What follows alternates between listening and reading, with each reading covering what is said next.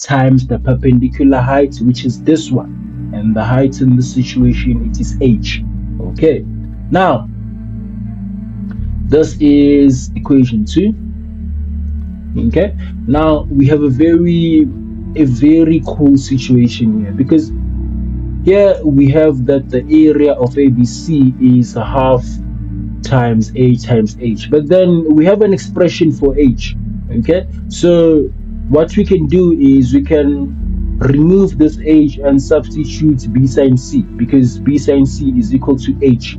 Okay, so if we do that, we get this situation. So it's half a, and then we know that h is b sine c,